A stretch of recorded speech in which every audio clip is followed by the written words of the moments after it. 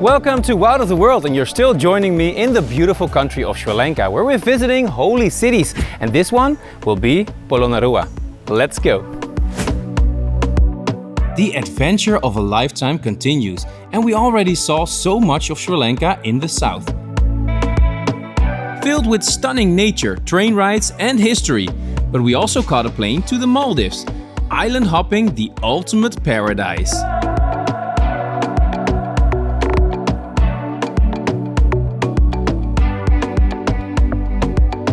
Then we took a plane back and I yelled, "We're back!" From Negombo we embarked on a new Sri Lankan adventure, traveling through time in the ancient first capital, Anuradhapura.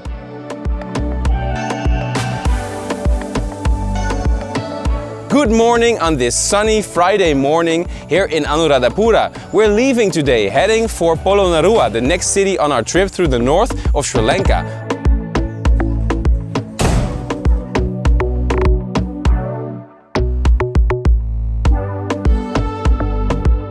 We sit back and enjoy the ride for around $50, traveling east for 100 kilometers.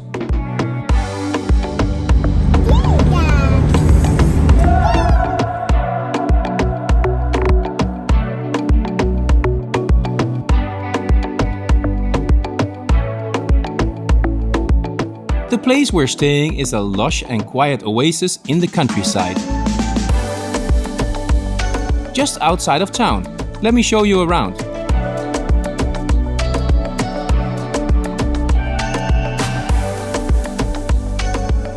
After only a 2 hours drive, we arrive in Polonnaruwa, another holy city in the center of Sri Lanka, which is called the Golden Triangle. It's also a former capital, and we're staying here at Man Guest Polonnaruwa.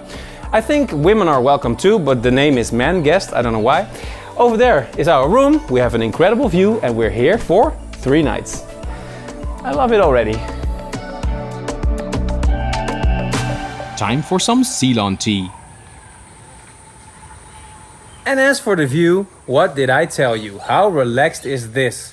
We just have sounds of the nature and the countryside, with some cows, a bunch of herons, and nothing else. For a room like this, we pay only around $15 a night.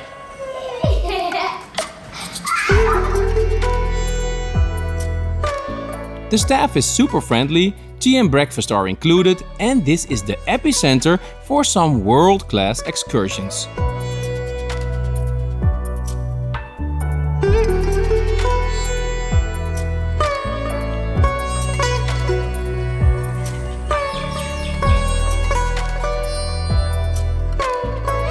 The hotel was also blessed by our Buddhist neighbor, and we enjoy delicious local meals here every night.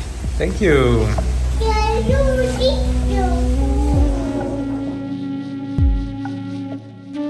We were kind of surprised that our kids actually loved Sri Lankan food more than anywhere else.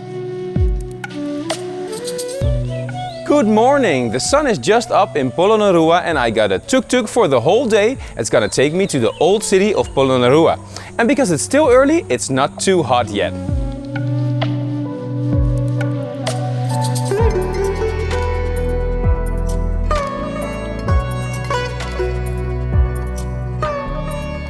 My friend is the driver and guide in one for $20, and we pick up a ticket to the old town for $30, granting access to all major sites and temples in the area.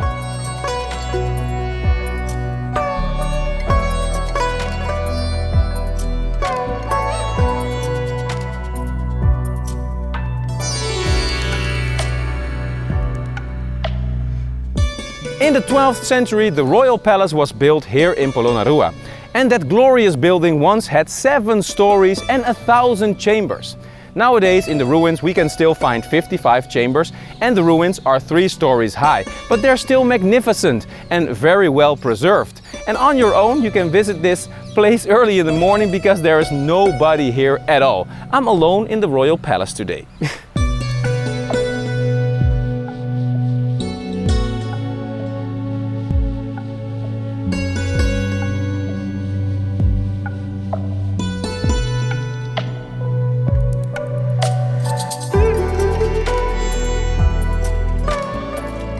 Compared to Anuradhapura, Polonnaruwa is more like Angkor Wat in Cambodia.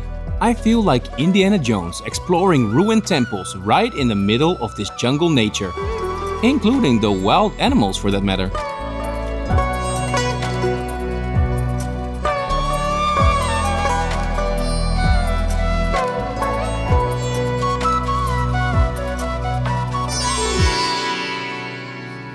Polonnaruwa is the second capital city of Sri Lanka, and it's also the second one that we visit after Anuradhapura. This became the capital when Anuradhapura was destructed in 993 during an invasion. Inside the beautiful old city, which is all UNESCO World Heritage, we can find some temples, old ruins and the royal palace of that time. And you will see the buildings are all in quite good conditions.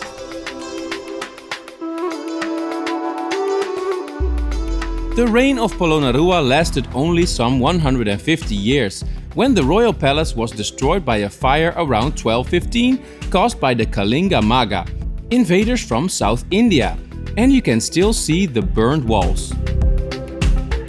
There are some more interesting buildings over here in the old citadel. That's what this part of the ruins is called. And then my tuk-tuk driver is going to take me to another part because the ancient city is quite big. And we can see some monkeys over here, langurs. You see him right over there?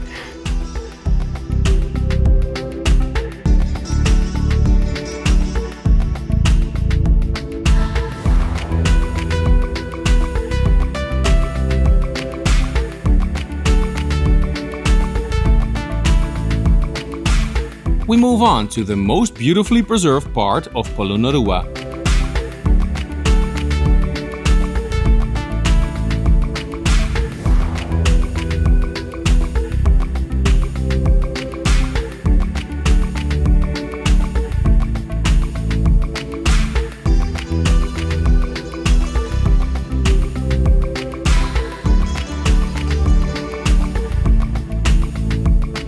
Most of the ruins of the old capital can be found in an area called the Sacred Quadrangle. It's a square-shaped terrace with a lot of beautiful ruins dating back all the way to the 11th century. And they're so well preserved, I say it again.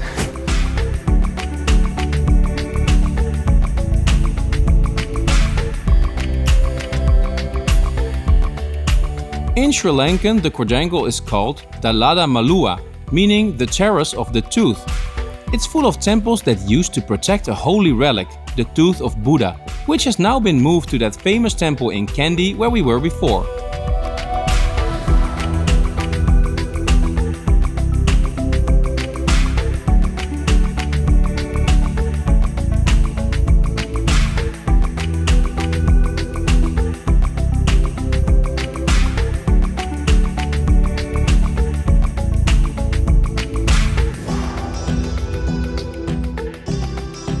I don't think I even have to mention how smart it was to get up early today, because I left the hotel at 8, it's now 9:30 and there's still nobody here at the Sacred Quadrangle. And it's not too hot, so I got the best of both worlds. It's like a ghost town.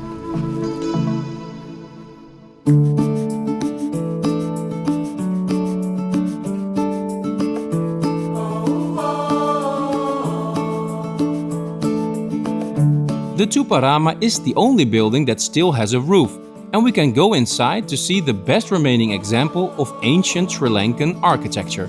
Imagine a perfect day, absolutely flawless in every way.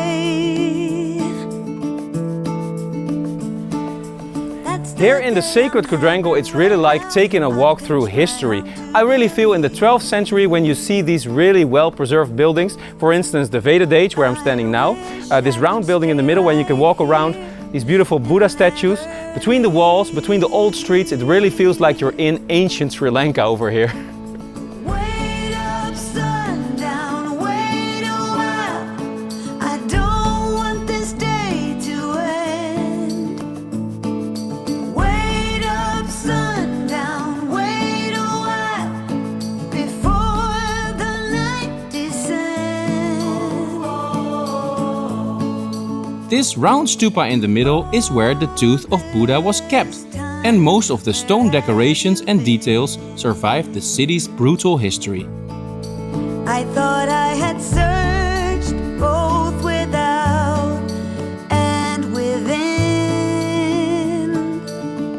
My next stop is Siva Devale, the Siva temple. It's super old, it's ancient and very well restored, and it's still in use because there's many people coming by here, local people, to make offerings, to do prayers, and it's really nice to see. And there's also a lot of monkeys around here, so be careful of your stuff because I saw them running by with a bag of bananas earlier on. Wait up, sundown, wait a while. I don't want this day to end. Wait up, sundown, wait a while. This one is the oldest of all the buildings here, dating back to the 10th century and built in South Indian style. During a time of Indian oppression, it survived the raids and fires mainly because it had no wood and only granite bricks. Wait up, sundown, wait a while. No reason to be fast.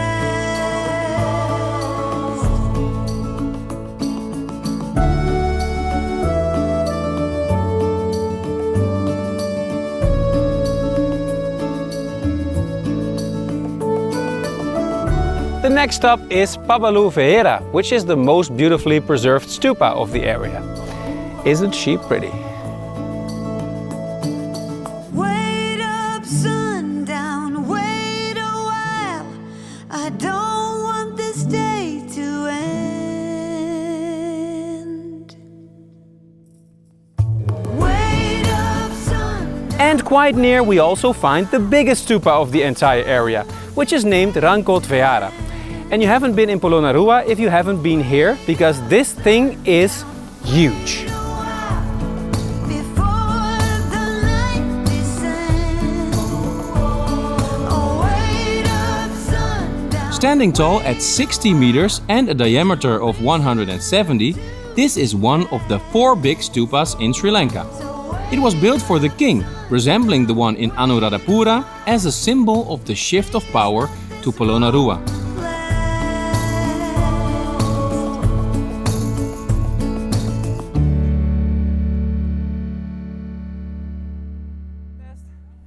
I think it's pretty obvious by now that you do need the entire day to see Polonnaruwa entirely.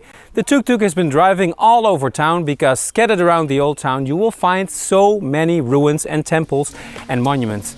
Over here is the White Stupa.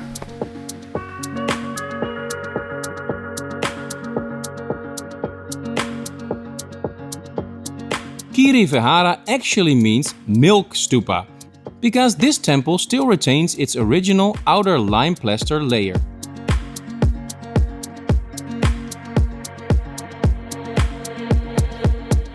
Right next to that beautiful white stupa we find yet another interesting and significant building. Over here is Lankatilaka, which is the largest remaining image house that was built in ancient Sri Lanka. The walls are standing upright pretty much, and in between you can see a standing Buddha of about 20 meters tall. This is one of the most beautiful buildings, guys.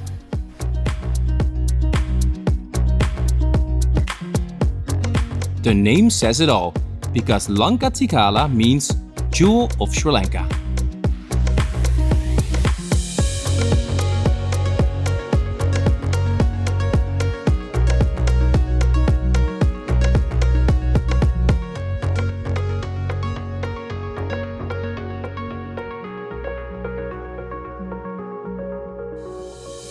Let me tell you about the trees and the seas, how it's all connected.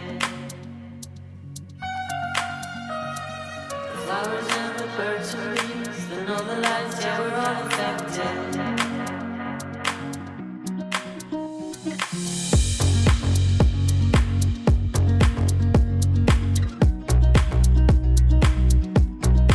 And now it's time for the symbol of the old city. No, not you, Mr. Squirrel, although you're pretty funny. But this masterpiece of stone carvings. A little north to Polonnaruwa we find one more beautiful rock temple, and it's called Gal Vihara. Over here you will find 4 statues of Buddha, which are the central feature, and they're carved out of a rock wall. Very beautiful indeed.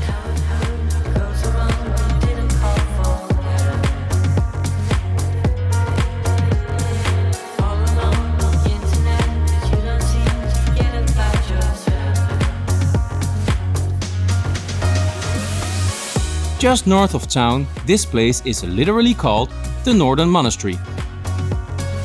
It's all made of one big rock, the Sri Lankan version of Mount Rushmore.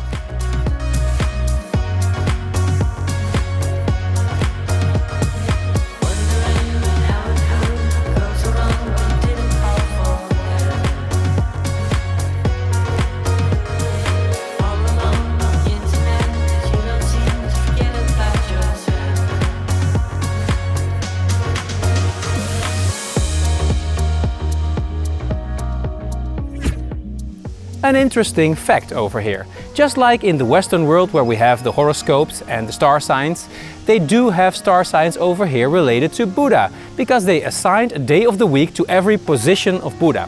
I was born on a Tuesday, for instance, and they gave me the reclining Buddha, which would mean that my character would sometimes be a little bit lazy. And they are so right about that. I am a bit lazy sometimes.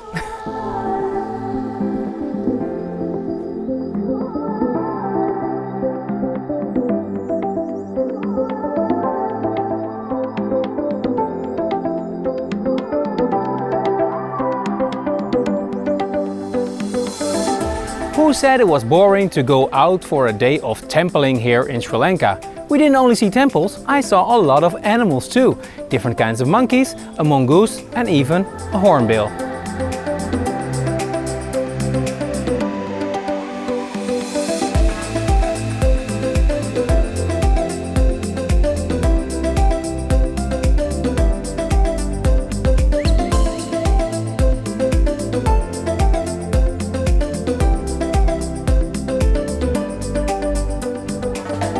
This behind me is Tivanka Image House, which is one of the most detailed architectural wonders of Polonnaruwa. And it's even more beautiful on the inside because there are ancient mural paintings over there that are 950 years old and still visible pretty well on the walls.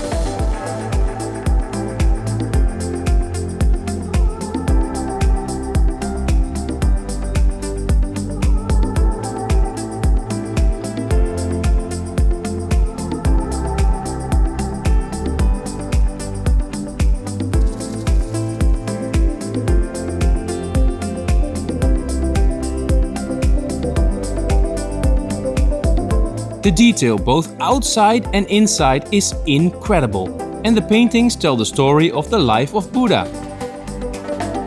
They are the only remaining ones of that time in the entire world.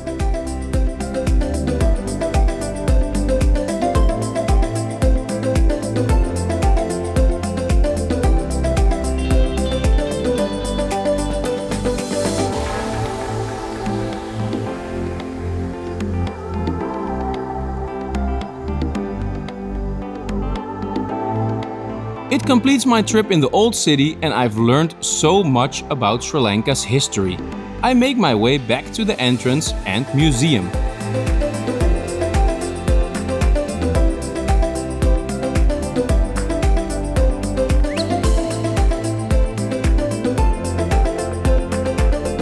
All archaeological treasures are kept in the museum. And what's also interesting to see are maquettes of the buildings in their glory time, next to pictures of the ruins of today.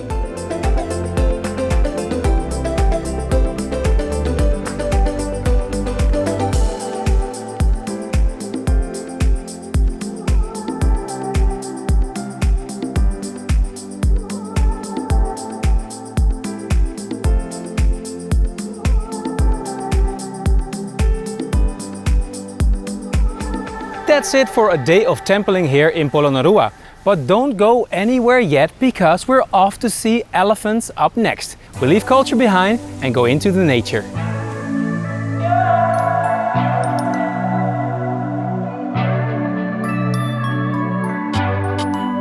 Tune in next week for this great safari adventure and subscribe to Wout of the World.